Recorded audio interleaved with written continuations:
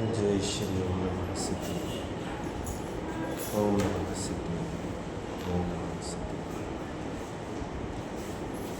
नमो अरहन्ताणं नमो सिद्धाणं नमो आयर्याणं नमो वज्रायाणं नमो लोके सर्वसाहूणम्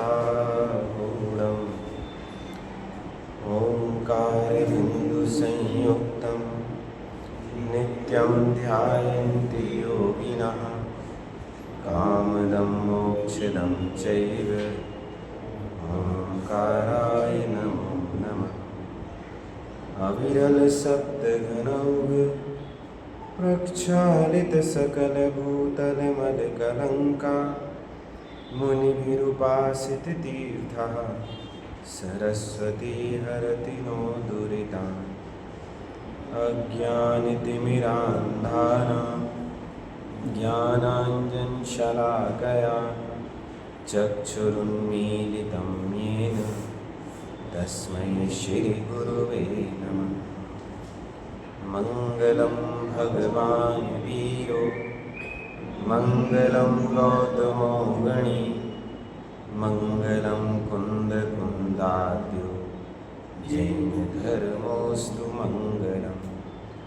सर्वमाङ्गल्यमाङ्गल्यं सर्वकल्याणकारिकं प्रधानं सर्वधर्माणां जैनं जयतु शासनं जैनं जयतु शासनं जैनं जयतु शासनं।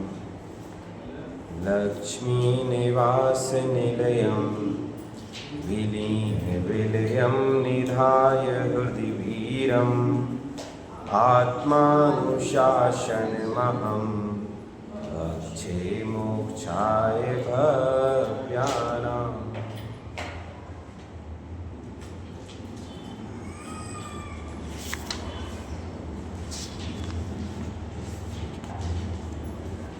कल श्रुत पंचमी पर्व की चर्चा हुई थी और उसके पहले जो आत्मानुशासन के माध्यम से अपनी चर्चा चल रही थी वह 6वें श्लोक तक पूर्ण हुई थी।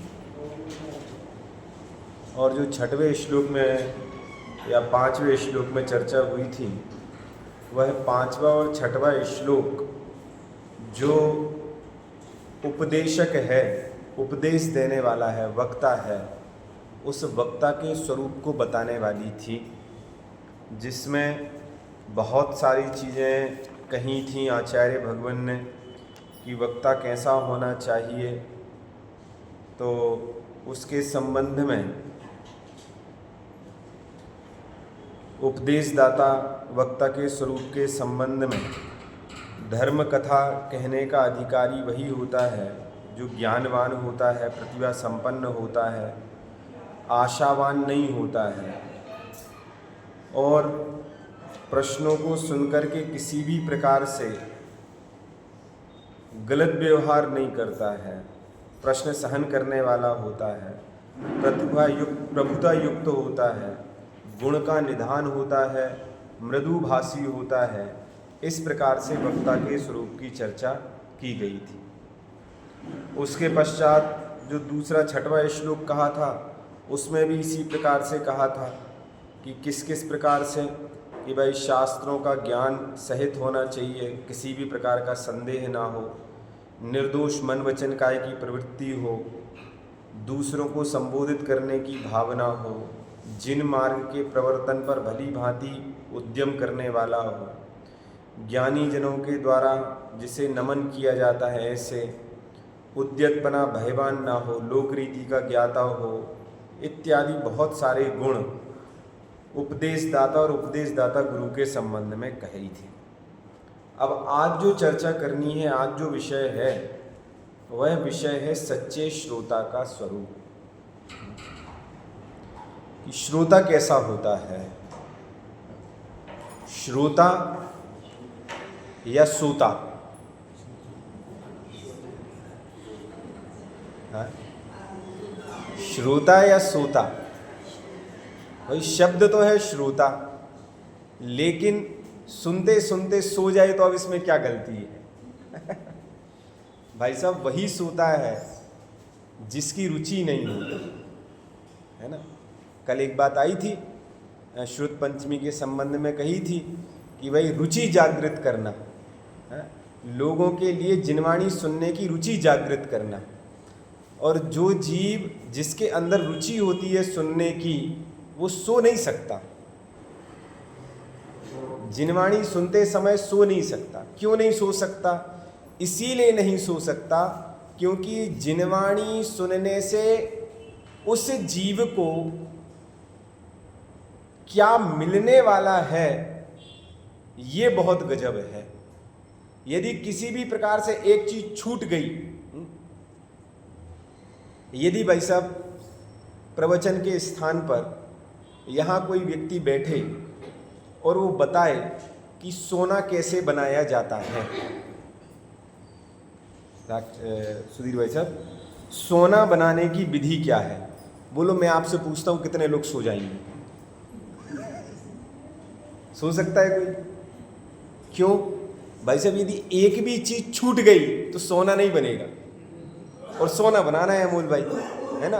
तो सारे के सारे कान खड़े करके बिल्कुल, और जितने तंत्र हों, जितने मतलब लिखेगा भी, और हो सकता है मोबाइल रख के रिकॉर्ड भी कर ले कि भाई साहब कोई चीज छूट ना जाए उसकी। क्यों? क्योंकि सोना बनाने की विधि है ना सोना। भाई साहब यहाँ सोना बनाने की विधि में जब इतना लालायत है तो यहाँ तो भेद विज्ञान की कला मिल रही है, यहाँ तो सम्यक दर्शन की कला मिल रही है, यहाँ तो मोक्ष मार्ग की कला मिल रही है। तो मोक्ष मार्ग की कला जहाँ सिखाई जा रही हो वहाँ जीव कैसे सो सकता है? तो यहाँ श्रोता के स्वरूप की चर्चा की हुई है, सोता की नहीं की हुई है। और जो श्रोता होता है, श्रोता की क्या भूमिका होती है, क्या उसका स्वरूप होता है, वो यहाँ 7वें नंबर श्लोक में बताया हुआ है। देखिए पढ़ते हैं, उत्थानिका लिखी हुई है सच्चे श्रोता का स्वरूप। यदि उपदेशक ऐसा हो तो शिष्य कैसा होना चाहिए? शुरू के 2 श्लोकों में उपदेशक की बात की ना, वक्ता की बात की ना, कि भाई वक्ता ऐसा होना चाहिए, वक्ता ऐसा होना चाहिए। तो वक्ता के गुण तो चलो ठीक है, आप लोग ने पढ़ लिए, वक्ता तो हम है नहीं, लेकिन श्रोता तो है? श्रोता तो भाई साहब आप भी और हम भी हैं। हमेशा मैं ये बात बोलता हूं कि यदि मैं एक मुंह से बोलता हूं तो 2 कान से सुनता भी हूं। भाई जब वो बोला जाता है तो सुना, केवल बोलने की क्रिया नहीं होती। तो यदि मैं वक्ता हूं और आप श्रोता हैं तो मैं वक्ता और श्रोता दोनों हूं, मैं सुनता भी हूं अपनी बात को, ये क्या कह रहा हूं मैं। इसीलिए मेरी भी जिम्मेदारी है एक श्रोता के रूप में, आपकी तो है ही है। जब उपदेशक के स्वरूप को बताया है तो श्रोता का स्वरूप कैसा है? यदि गुरु का स्वरूप बताए तो शिष्य कैसा होना चाहिए? इस प्रश्न का उत्तर देते हुए यहां निम्न श्लोक कहा गया है। देखो क्या कहा, भव्यः किं कुशलं ममेति विमृशन्,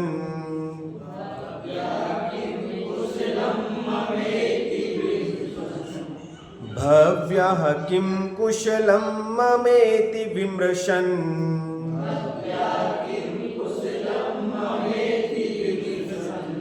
दुःखात् भृशं भीतवान्,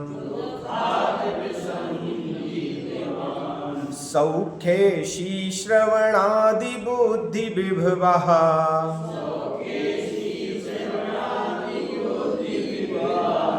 श्रुत्वा विचार्य स्फुटम्,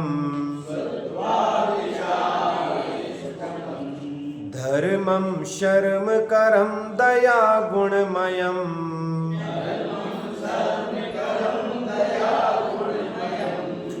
युक्त्यागमाभ्यां स्थितः ग्रहणन् धर्म कथां श्रुतावधिकृतः,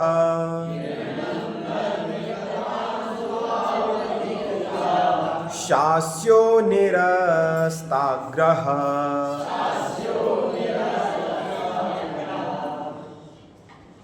श्रोता कैसा होना चाहिए? आचार्य गुणभद्र स्वामी ने श्रोता की परिभाषा बताई।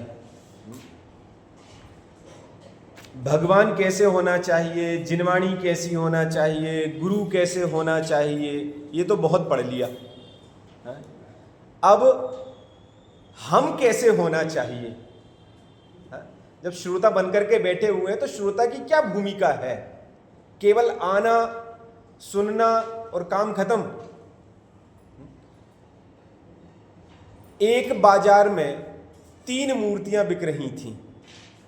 एक मूर्ति शैलेंद्र भाई साहब ऐसी थी जिसमें आर पार छेद था, इस कान से जाता था, इस कान से बाहर हो जाता था सामान, मतलब तार वार डालो तो निकल जाता था। दूसरी मूर्ति ऐसी थी जिसमें से कान में निकालो तो मुंह में से तार निकलता था। और तीसरी वो थी जिसमें से कान में डालो तो नीचे जाती थी, नीचे जाती थी। मैं आपसे पूछता हूं कौन सी मूर्ति काम की है? क्यों? हाँ भाई साहब, मूर्ति की बात नहीं है ये श्रोता की बात है। हमें कैसा श्रोता बनना है?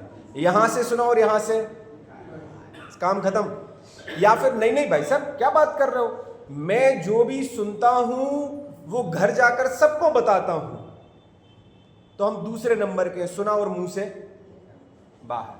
हमें भाई साहब तीसरे नंबर के श्रोता बनना है कि चर्चा भी करनी है और चर्चा करने के बाद उसका गुणन भी करना है, मनन भी करना है, चिंतन भी करना है। क्या पढ़ा है हमने? मैं हमेशा आप सबसे बोलता हूं कि हम जितना सुनते हैं उसकी पुनरावृत्ति करें, भले ही 5 मिनट में पुनरावृत्ति करें, पढ़ें, सोचें, समझें कि आज हमने पढ़ा क्या है, आज हमें क्या बताया गया, क्या सुना है हमने। यदि वो बात हमारे ज्ञान का विषय बन गई तो हमारा स्वाध्याय करना, हमारा पढ़ना सफल हो गया।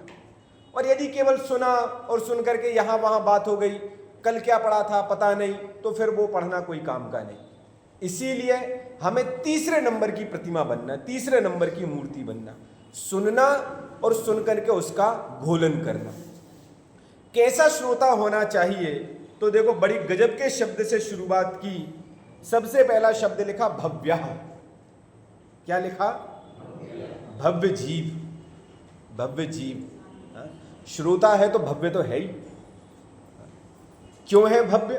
भाई साहब, जिस जीव के लिए जिनवाणी सुनने का विकल्प आ रहा है, जिनवाणी सुनने का भाव आ रहा है, और एक दिन नहीं, रोज टकटकी लगा करके चातकवत जो जिनवाणी सुन रहा है, वो भव्य नहीं होगा तो और क्या होगा? भव्य नहीं होगा तो क्या होगा? भाई साहब, भव्य है, भव्य। अब जब भव्य है, भव्य जीव है, तो आप उससे चर्चा करिए। देखो क्या लिखा, किम कुशलम ममेति। किम अर्थात क्या, कुशलम अर्थात अच्छा, मम अर्थात मुझे, मुझे क्या अच्छा है। भव्य जीव, मुझे क्या अच्छा है। मुझे क्या अच्छा है मतलब मुझे क्या अच्छा लग रहा है, मुझे क्या उपयोगी है, मुझे क्या हितकर है। आज ये पंखा चल रहा है तो हमें हितकर है, हाँ या ना? और इसी पंखे को यदि 3 महीने बाद चलाया जाए ठंडे के मौसम में तो हितकर की अहितकर? अहितकर है ना। अभी हितकर है भाई साहब। जब जिनवाणी सुनने के लिए बैठे हैं तो हमें क्या हितकर है और क्या अहितकर है, क्या हितकर है और क्या अहितकर है, ये कौन जानेगा? कौन? वक्ता जानेगा, जिनवाणी जानेगी, या श्रोता जानेगा? बाबूजी, कौन जानेगा? श्रोता की जिम्मेदारी है ना। श्रोता को जानने के लिए कह रहे कि भाई साहब, मम कुशलम किम, मुझे क्या कुशल है, मुझे क्या अच्छा है। जैसे एक शुगर के पेशेंट को गुलाब जामुन कुशल नहीं है, वो अहितकर है उसके लिए, लेकिन यदि वो सामान्य व्यक्ति है तो चलेगी, कोई दिक्कत नहीं है, परेशानी नहीं है। हमारे लिए क्या कुशल है, हमारे लिए क्या अच्छा है, ये श्रोता की जिम्मेदारी निश्चित कर रहे हैं। देखो, हे भव्य जीव, किम कुशलम मम, मुझे क्या कुशल है, इति इस प्रकार विमृशन विचार करो कि मुझे क्या कुशल है और क्या अकुशल है, क्या हितकर है और क्या अहितकर है। दुखात भृशम भीतवान, दुखात अर्थात दुख से, भृशम अर्थात बहुत, भीतवान डरा हुआ है। दुख है कि नहीं है? दुख से हम डरते हैं कि नहीं डरते हैं? कि नहीं डरते हैं या नहीं डरते हैं? डरते हैं ना, मतलब भयवान हैं हम डरे हुए हैं। गेट से बाहर निकले ना और अचानक से कोई साइकिल आ जाए अच्छी तेज चलाते हुए, तो एकदम से पीछे हटते हैं। क्यों हटते हैं पीछे अमोल भाई? मार दो ना भाई साहब, क्या दिक्कत है? नहीं भाई साहब, लग जाएगी। और तुरंत पीछे, कोई कीड़ा मकोड़ा आ जाए तुरंत यहां वहां करते हैं, या तो कीड़े को करते हैं अपन खुद हो जाते हैं। क्यों? डरे हुए हैं। और डर कई प्रकार के हैं, कई प्रकार के डर हैं। सबसे बड़ा डर तो मरने का ही है, मृत्यु का डर है? तो भयभीत है। और सौख्यैषी, सौख्य अर्थात सुख, ऐशी अर्थात चाहते हैं। दुख से भयभीत है और सुखी होना चाहते हैं। अब सुख हो कैसे? तो सुखी होने के लिए लिखा श्रवणादि बुद्धि विभवः। श्रवणादि अर्थात श्रवण करे। कैसे श्रवण करे? एक तो श्रवण करने वाला, और दूसरा बुद्धि विभवः, बुद्धि के वैभव वाला है। ये जी सुनने की क्षमता है, ज्ञान की क्षमता है इसके पास, वैभव संपन्न है। सामान्य व्यक्ति नहीं है ये जीव, सामान्य नहीं है भाई साहब। हम ये ना समझे कि हमें समझ में नहीं आता है, हम ये ना समझे कि हमें याद नहीं होता है, हम ये ना समझे कि हमें पढ़ते नहीं बनता है। अरे भाई साहब, यदि बात हमारे ज्ञान में, हमारे चित्त में बैठ रही है तो हमसे पुण्यशाली जीव कोई नहीं है। यदि हमें ये लग रहा है कि ये बात हमारे लिए हितकर है, केवल इतना पता चल रहा है ये बात हमारे लिए हितकर है, तो इतनी बात भी हमारे लिए पर्याप्त है, पर्याप्त है। इसीलिए ये शब्द लिखा। क्या लिखा? श्रवणादि बुद्धि विभवः, कि श्रवण आदि बुद्धि वैभव अर्थात वैभव वाला है, संपन्न है। अब जब संपन्न है तो फिर श्रुत्वा, सुनो, सुन करके, विचार्य, विचार करके। कैसे सुन करके, विचार करके? तो शब्द लिखा स्फुटम, शीघ्र ही, शीघ्र ही विचार करो, सुनो, और सुन करके क्या करो? धर्मम अर्थात जो धर्म है ना, धर्म, धर्मम द्वितीय विभक्ति का शब्द है, धर्म को। कैसा धर्म है? शर्म करम। शर्म, शर्म मतलब शर्म नहीं भाई साहब, सुखकर है। वो जो धर्म है ना, धर्म सुखकर है। और कैसा है? दया गुणमयम, कि दया गुणमय है वह धर्म। और कैसा है? युक्त, युक्ति आगमाभ्याम, युक्ति और आगम से युक्त है। स्थितम, स्थित है। ऐसे धर्म को ग्रहण करो। और जो जीव यह ग्रहण करता है, उस ग्रहण करने वाले जीव के साथ क्या स्थिति बनती है? तो लिखा धर्म कथाम श्रुतावधिकृतः शास्यो निरस्ताग्रह। निरस्ताग्रह अर्थात हट से रहित, हट से रहित, सास्यो समझाने योग्य, धर्म कथाम, धर्म कथा को, श्रुतौ सुनने के लिए, अधिकृतः अधिकृत है। क्या है? अधिकृत है। कौन सा जीव अधिकृत है? वह जीव अधिकृत है जो किसी भी प्रकार से हट रहित है, हट रहित है। और सुनने के योग्य जो विषय वस्तु है, वह सुनने के योग्य विषय वस्तु उसकी समझ में आ रही है। बात समझ में आई? कितने गुण कहे? कितने गुण कहे? जो भव्य है, वो भव्य कैसा है? कि भैया किम कुशलम मम, मेरी कुशलता किस चीज में है, कुशलता किस चीज में है।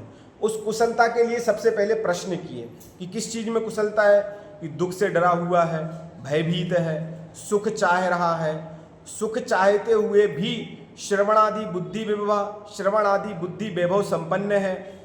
जब संपन्न है तो धर्म को सुनकर के शीघ्र ही विचार करके वह धर्म कैसा है, सुखकर है, दया गुणमय निधान है, युक्ति आगम से संपन्न है, इसीलिए हठ को त्याग करके, और उस शिष्य के लिए ये बात कही कि हठ को त्याग करके वही जीव इस श्रुत को सुनने का अधिकृतः अधिकारी है, अन्य कोई जीव इसका अधिकारी नहीं है। जो हठाग्रही है ना वो सुनने योग्य नहीं है, जिसके लिए रुचि नहीं है वो सुनने की क्षमता नहीं रखता, जिसको धर्म सुखकर नहीं लगता है उसको सुनने की कोई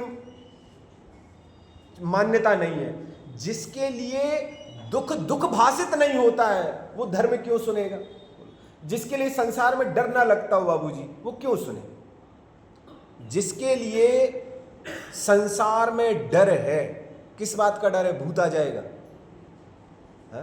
किस चीज का डर है भाई, सब दुखों का डर है, पाप का डर है, 4 गति 84 लाख योनियों का डर है कि यहां से मर करके हम कहां जाएंगे, कहां जाएंगे।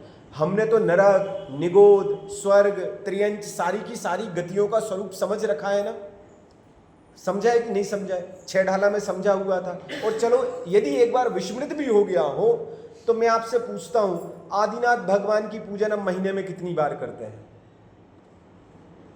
1-2 बार तो करते होंगे, 1-आध बार करते होंगे।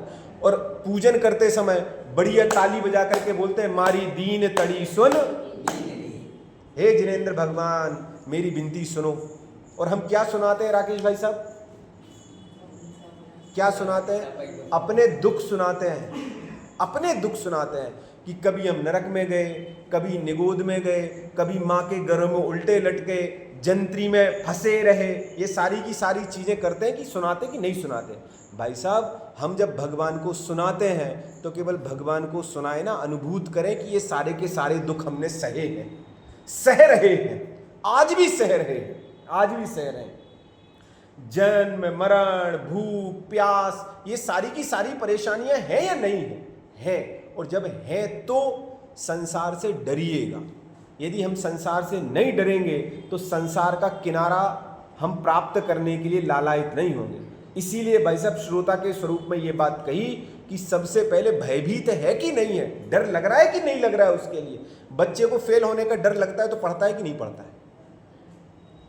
साल भर ना पढ़ाओ संभव जी, साल भर ना पढ़ाओ, वार्षिक परीक्षा का टाइम टेबल आ गया है, अब मम्मी पापा कहते भैया अब तो पढ़ लो, नहीं तो फेल हो जाओगे और फिर से उसी क्लास में पढ़ना पड़ेगा। फेल होने के डर से पढ़ता है कि नहीं पढ़ता है? पूरी ताकत लगा देता है, पूरी ताकत। भाई साहब कभी रात में जगाओ या ना जगाओ, लेकिन पेपर के 1 दिन पहले तो पूरी रात लगा देगा, पूरी रात पढ़ना है, नहीं तो फेल हो जाएंगे, नहीं तो फेल हो जाएंगे, फिर उसी कक्षा में बैठे रहेंगे। ऐसे ही इस श्रोता के लिए समझा रहे हैं कि भैया इस संसार से डरो, डरो। यदि डरोगे नहीं, भाई कोई भूत आने वाला नहीं है, कुछ होने वाला नहीं है, केवल इस बात की भाव भाषणा कराने के लिए है कि यदि इस संसार से भयभीत, यहां भय नहीं लगेगा ना तो वापस संसार में आ जाएगा, और वापस संसार में आ जाएगा तो भाई साहब क्या गारंटी है कि जैन कुल मिलेगा? क्या गारंटी है कि जैसी वर्तमान में हमारे लिए सारी की सारी अनुकूलता है वैसी अनुकूलता मिलेंगी? माना कि किसी निम्न कुल में जाकर के पैदा हो गए, किसी भारत देश को छोड़कर के अन्य देशों में पैदा हो गए जहां धर्म बिल्कुल लुप्त है, किसी मिलेच्छ में जाके पैदा हो गए, अरे मनुष्य गति को छोड़िएगा, त्रियंच में जाकर के पैदा हो गए, तो फिर क्या करेंगे हम? क्या करेंगे? इसीलिए विचार करो, विचार करो भाई साहब। श्रोता बने हैं तो श्रोता बनना भी सामान्य बात नहीं है, हमारी भी जिम्मेदारी निश्चित की गई है गुणभद्र स्वामी के द्वारा। कितनी करी गई देखो, फिर से एक बार पढ़ते हैं। भव्यः किं कुशलं ममेति विमृशन्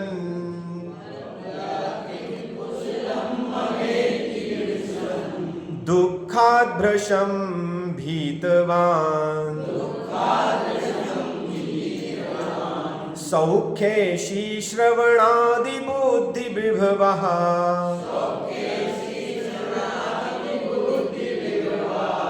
श्रुत्वा विचार्य स्फुटम्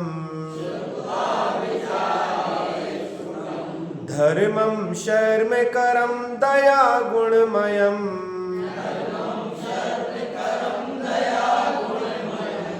युक्तागमाभ्यां स्थितम् ग्रहणन् धर्म कथां श्रुतावधिकृतः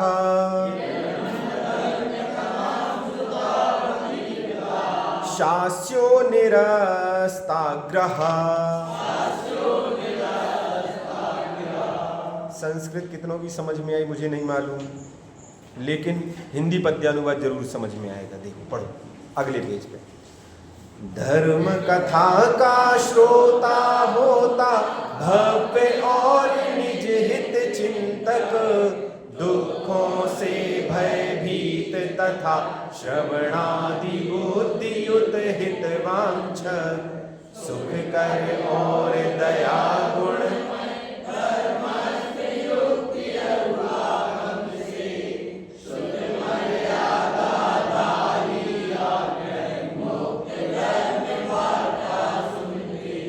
समझ में क्या कहा वकील साहब? सीधा सीधा लिखा है कि धर्म कथा का श्रोता होता कौन होता है? भव्य जीव होता है। और कैसा भव्य? निज हित चिंतक, जो अपने स्वयं का हित का चिंतन करने वाला होता है। और कैसा होता है? दुखों से भयभीत, दुखों से डरा हुआ है। और श्रवणादि बुद्धियुत हितवांछक, सुनता है, बुद्धि पूर्वक सुनता है और अपनी हित की अच्छाई के लिए सुनता है। हित चाहता है ना, वांछा, हित की वांछा करता है ना, इसीलिए सुनता है। सुख कर और दया गुणमय, वो कैसा है? धर्म कैसा है? सुख कर है और दया करने वाला है, गुणमयी है। ऐसा धर्म युक्ति अरु आगम से युक्त है, सामान्य नहीं है, युक्ति आगम द्वारा प्रमाणित है बिल्कुल। श्रुत मर्यादा धारी आग्रह मुक्त धर्म वार्ता सुनते, कि जो श्रुत की मर्यादा धारी हैं वे किसी भी प्रकार से आग्रहधारी नहीं होते, आग्रह लिए हुए नहीं होते, आग्रह से मुक्त होते हैं और धर्म वार्ता को सुनते हैं। ये बात तो समझ में आ गई बिल्कुल, है ना? संस्कृत से हिंदी अपनी लोक व्यवहार की भाषा लगती है तो बड़े जल्दी समझ में आ जाती है। हाँ यार ये सही है, ये सही है, इसीलिए दोनों चर्चाएं कर लेते हैं। चलिए अर्थ पढ़ते हैं। धर्म कथा सुनने के अधिकारी शिष्य में निम्न गुण होना चाहिए। कौन कौन से गुण होना चाहिए भैया? अपनी स्मृति में बिल्कुल नोट कर लेना, ये छाप लेना, छाप लेना। कैसे गुण होना चाहिए? वह भव्य होना चाहिए, भव्य होना चाहिए। किस अर्थ में भव्य होना चाहिए? क्योंकि जिसकी होनहार भली ना हो उसका सुनना कार्यकारी कैसे होगा? है? क्या क्या सुनेगा वो? वास्तव में जिस जीव की होनहार अच्छी है उसी के लिए जिनवाणी सुनने का अवसर मिलता है। फिर से दोहराता हूं, जिसकी होनहार अच्छी होती है उसको ही जिनवाणी सुनने का अवसर मिलता है। अन्यथा की दृष्टि में जैन कुल मिल गया, पर्याय भी जैन मिल गई, सब कुछ मिल गया, लेकिन जिनवाणी सुनने का विकल्प ही नहीं आता है, भाव ही नहीं आता है। पता चला घर में बैठ करके टीवी का रिमोट से ऊपर नीचे कर रहे होंगे, आज भी हजारों लाखों लोग जैन कुल में पैदा हुए, जिनवाणी सुनने का विचार नहीं आता है। भली होनहार है उसकी जो जिनवाणी सुनने के लिए आता है, पहली बात करी। और भव्य है वो जी, भव्य है भाई साहब, भव्य है। क्योंकि उसकी होनहार भली ना हो तो उसका सुनना कार्यकारी कैसे होगा? जो अपना हित नहीं चाहेगा उसका क्या सुनना रहेगा? भाई पुस्तकें बहुत है, पीछे से पुस्तकें दे दीजिए, आगे पीछे में थोड़ा सा सहयोग कर दें, पीछे से निकाल लीजिए अलमीरा में से।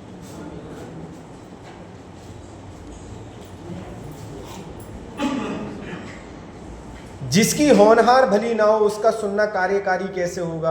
पहला। दूसरा, उसे मेरा कल्याण किसमें है?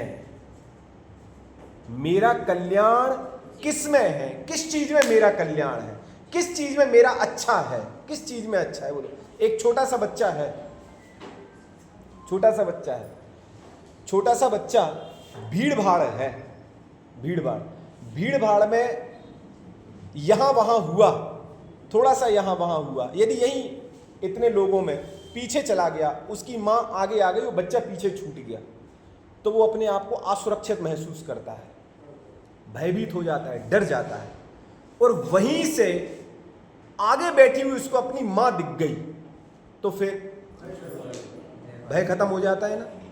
भाई साहब, बाहर चौक में वो पूरे में धमा चौकड़ी करता रहेगा और हर क्षण क्षण में अपनी मम्मी को देखता रहेगा। जब तक उसकी मम्मी बैठी हुई है तब तक निर्भय होकर के वो खेलता रहेगा, और यदि मम्मी जैसे ही दरवाजे के अंदर दर्शन करने की गई, वैसे ही अब भागो, अब भागो। हम जीवों के लिए ये धर्म हमारी मां है, जिनवाणी हमारी मां है, मां है भाई साहब। जब तक ये मां हमारे पास है तब तक हमें डरने की आवश्यकता नहीं, घबराने की आवश्यकता नहीं। जब तक इस मां के हाथ हमारे सिर पर है, जब तक चिंता करने की आवश्यकता नहीं है। जब तक हमारे पास मां है तब तक दुखी होने की आवश्यकता नहीं है। क्यों? ये मां हमें सिखाएगी कि हमारा हित किस चीज में है। ये प्रश्न खड़ा किया नरेंद्र भाई साहब, ये प्रश्न खड़ा किया कि मेरा कल्याण किस में है।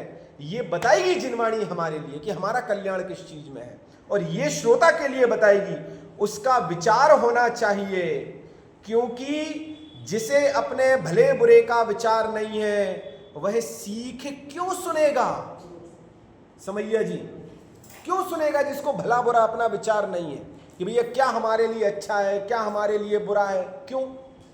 जिस जीव को ये बात समझ में आ जाएगी कि ये जिनवाणी ही हमारे लिए सुखकर है, इसके अलावा और कोई चीज सुखकर नहीं है, वो टकटकी लगा करके सुनेगा। चातक पक्षी होता है ना, चातक पक्षी की एक विशेषता होती है कि वो पानी पीता है ना, बारिश का पानी, तो बारिश का पानी जमीन में पड़ा हुआ नहीं पीता,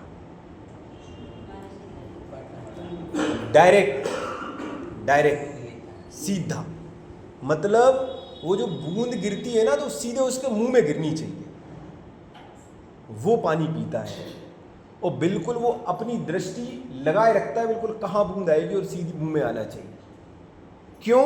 क्योंकि वो बूंद उसके लिए श्रेयस्कर है। शैलेंद्र भाई साहब, भैया समझना, ऐसे ही श्रोता की जिम्मेदारी है कि जिनवाणी की एक एक बूंद, बूंद मतलब शब्द, एक एक शब्द मेरे लिए श्रेयस्कर है। एक एक शब्द, एक भी शब्द छूटना नहीं चाहिए।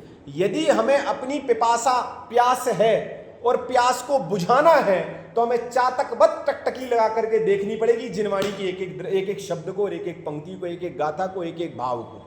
क्या जिनवाणी हमसे कह रही है, क्या हमारे लिए संबोधन कर रही है, हमारे लिए किस प्रकार से ये जिनवाणी श्रेयस्कर है, वो बात इसमें कही गई है। इसीलिए श्रोता की दूसरी जिम्मेदारी बनती है कि हमारा भला किसमें है उसके लिए समझे, उसके लिए जाने, किसी भी प्रकार से समय खराब ना करे। जितना भी समय मिलता है, जितना समय मिलता है, उस समय को पढ़ने में लगाएं, समझने में लगाएं।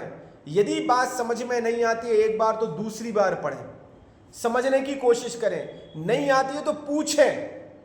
वाचना प्रक्षना अंग है भाई सब स्वाध्याय के।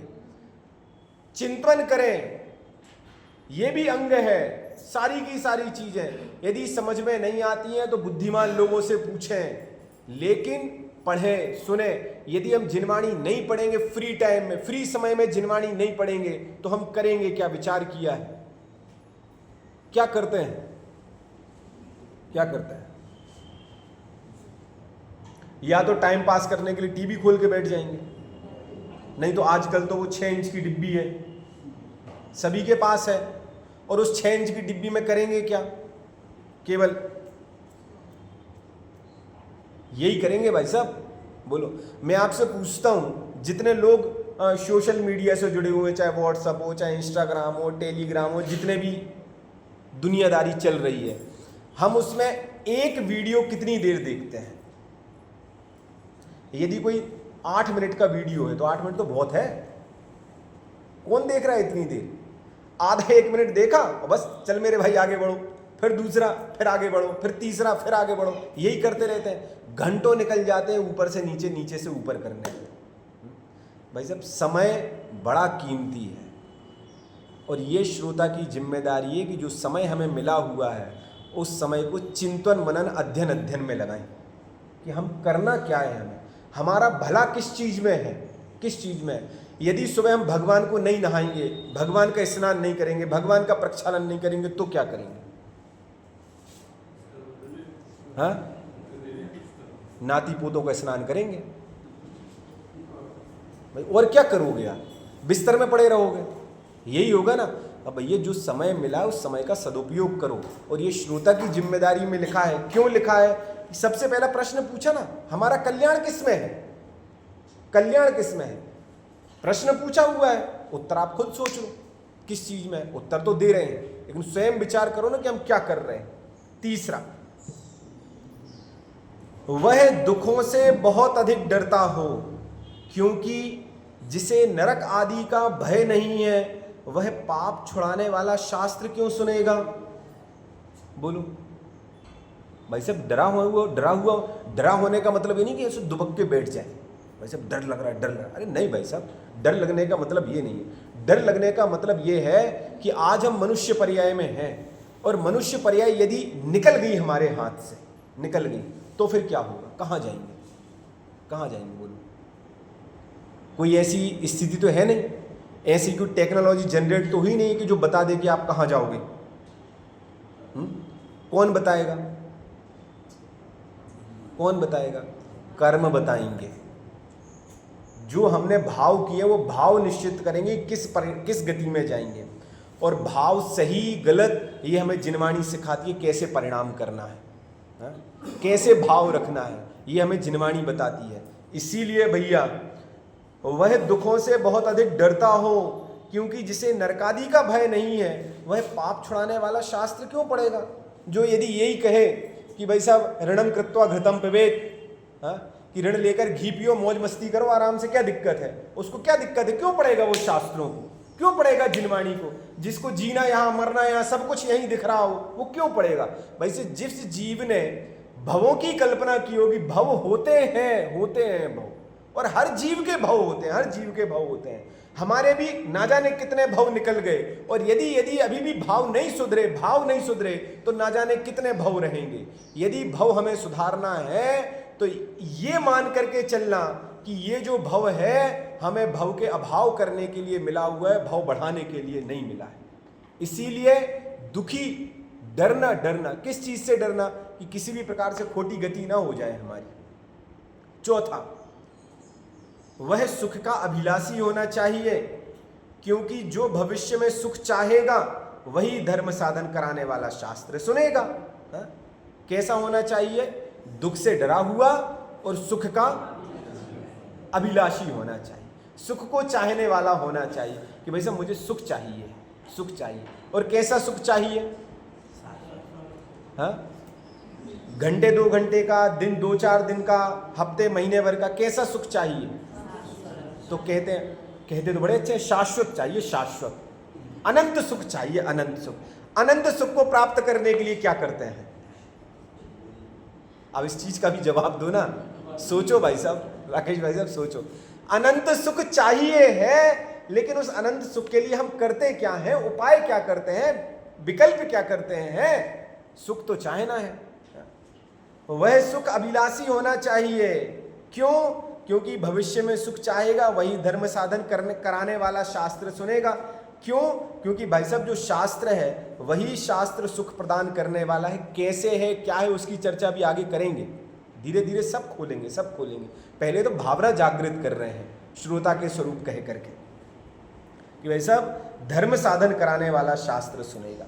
5वां, उसमें श्रवण आदि बुद्धि का वैभव अर्थात बौद्धिक विशेषताएं होना चाहिए, क्योंकि इनके बिना शिष्यपना नहीं होता है। वे विशेषताएं निम्नानुसार हैं। जो श्रवण है ना, श्रवण सुनना सामान्य चीज नहीं है कि हम बैठे हुए हैं, आप सुनाओ, हम सुन रहे हैं। नहीं भाई साहब, सुनना सामान्य नहीं है, सुनना भी एक कला है। सुनना भी, जैसे बोलना कला है ना, बोलने से बड़ी कला है सुनना।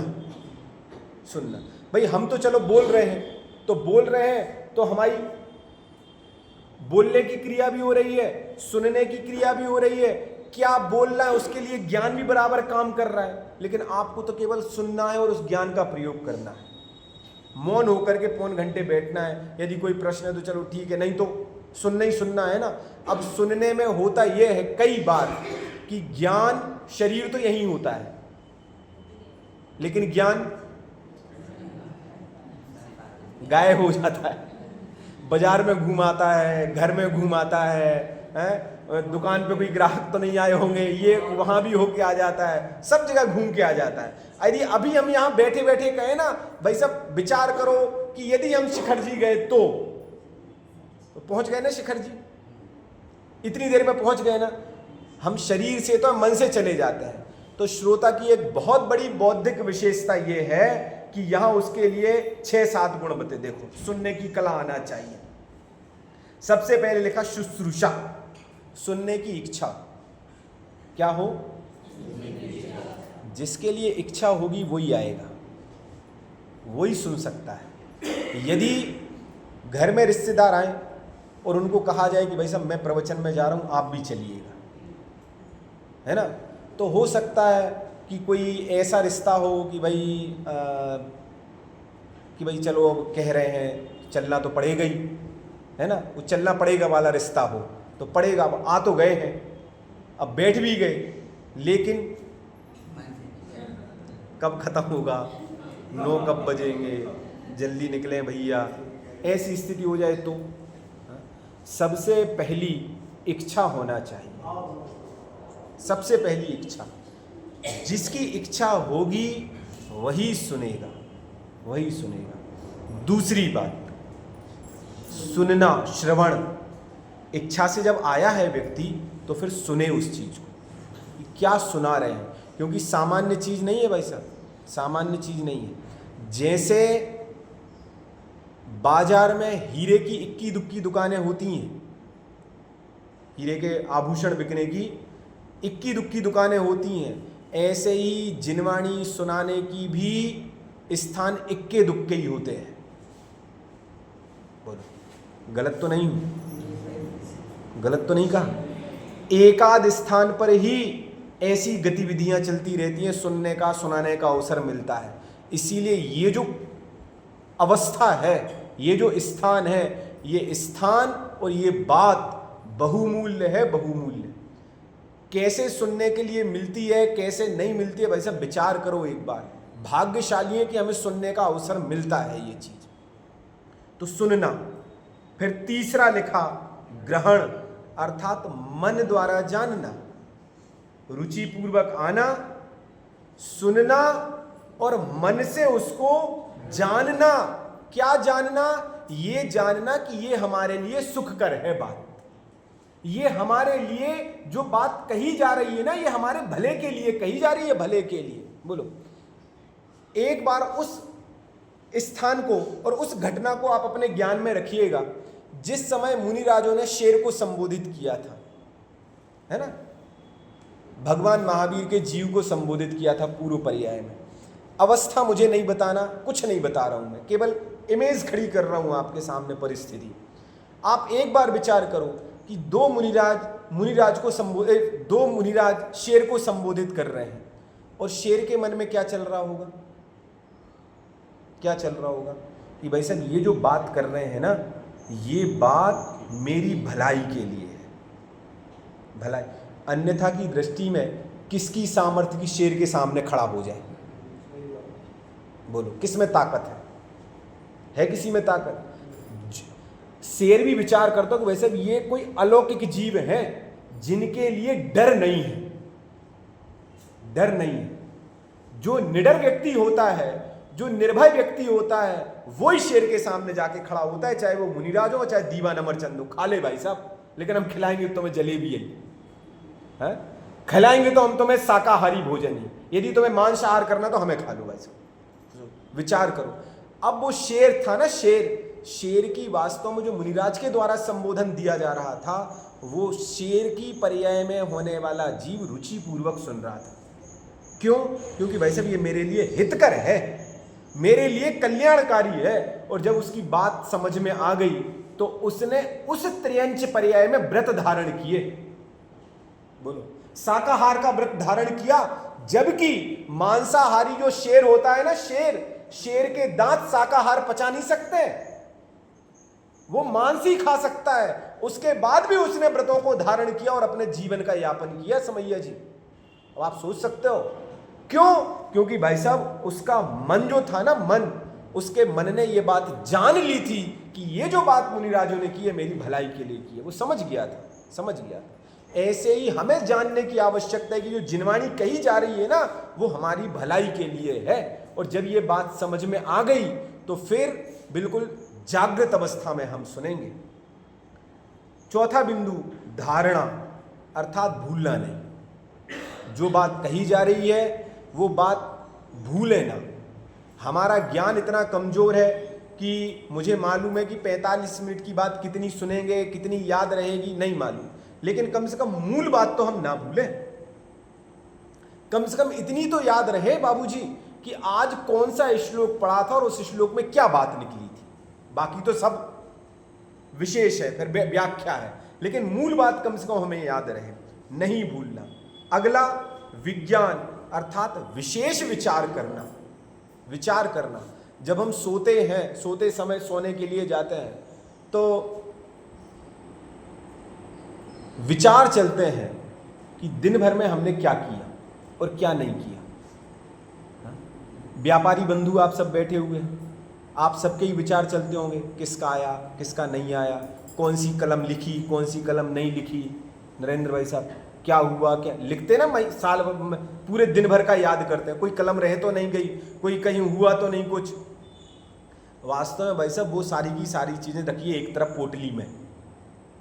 सोते समय विचार कीजिए कि आज हमने अपने लिए क्या किया।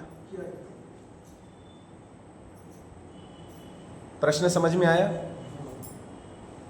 हमने अपने कल्याण के लिए क्या किया, दुनियादारी के कल्याण के लिए, बच्चों के कल्याण के लिए, पत्नी के कल्याण के लिए, घर गृहस्थी के लिए सुबह से शाम तक जीवन लगा दिया। हमने अपने स्वयं के, अपने आत्म कल्याण के लिए क्या किया? जब यह प्रश्न हमारे अंदर से खड़ा होगा तब जाके उसका उत्तर मिलेगा, और जब उसका उत्तर मिलेगा तब जाके छटपटाहट छूटेगी, भाई साहब कुछ करना है, कुछ करना है। अभी तक तो हमने कुछ किया ही नहीं, अभी तक तो हमारा सारा का सारा जीवन व्यर्थ हो गया, हमने तो कुछ नहीं किया। पूरा के पूरे 24 घंटे में से हमने किया क्या अपने आत्म कल्याण के लिए? भगवान की पूजा भी की तो पुण्य बंध के लिए किया। यदि स्वाध्याय में गए तो हमें जो सुनाया गया उसका हमने कितना ग्रहण किया और वो हमारे लिए कार्यकारी कैसे? विचार कीजिएगा, विचार कीजिए, और जब इसका उत्तर मिले तब जाके देखना विशेष विचार करना, उसका नाम है विशेष विचार करना। विचार करो भाई साहब, फिर ऊहापोह, जब विचार करोगे तो फिर प्रश्न खड़े होंगे कि हमने किया क्या। जब पता चला कि भाई साहब हमने तो कुछ ही नहीं किया, हमने भेद विज्ञान जागृत करने के लिए, आत्मा परमात्मा को जानने के लिए, अपने शुद्ध आत्मा को जानने के लिए हमने किया क्या, उपाय क्या किया? बोलो, किस समय 24 घंटे में से 1 मिनट ऐसा बताइएगा कि जिस समय हमने अपनी आत्मा का चिंतन किया। यदि नहीं किया तो फिर नहीं किया तो, और यदि किया है तो कितनी देर किया और कैसे किया? सारे के सारे प्रश्नों की ऊहापोह चलनी चाहिए। निर्णय करना, प्रश्नोत्तर करके निर्णय करना। और अंतिम लिखा, तत्वाभिनिवेश, तत्व श्रद्धान का अभिप्राय जानना कि भाई जो पढ़ा हुआ है उसका क्या अभिप्राय है, किस अभिप्राय के साथ पढ़ा हुआ है। 6वां और 7वां गुण और है, इनको पढ़ लेते हैं, चर्चा अपन भले कर लेंगे। वह सुखदायक, दया गुणमय तथा अनुमान तथा आगम से सिद्ध धर्म को सुनकर विचार कर ग्रहण करने वाला होना चाहिए, क्योंकि ऐसा ही धर्म शिष्य के लिए कार्यकारी है। और वह अंतिम है, वह खोटे हट से रहित होना चाहिए, क्योंकि हट करके आपाथापी करने वाले को सीख नहीं लगती। ये शिष्य की चर्चा की हुई है, श्रोता की चर्चा की हुई है। भाई साहब हठाग्रही होगा ना, यदि दिमाग में पहले से ही कुछ बैठी हुई है बात, तो फिर कैसे समझ में आई, कैसे सुनेगा वो व्यक्ति? है? पहले ही बाकी भाई साहब इससे कुछ होने वाला नहीं है तो फिर क्यों सुनेगा? नास्तिक व्यक्ति क्यों मंदिर में जाएगा? पहले से ही मान करके बैठा हुआ है, पहले से ही धारणा करके बैठा हुआ है, तो उसका हठ भी नहीं होना चाहिए। समय अभी का हो गया है। बाकी छठवां सातवां बिंदु और भावार्थ इसकी चर्चा अपन कल करेंगे। कल नहीं, सॉरी, सोमवार को करेंगे, कल तो बाहर है। मिथ्यातम नाश वेखो, ज्ञान के प्रकाश वेखो, आपा पर भास वेखो।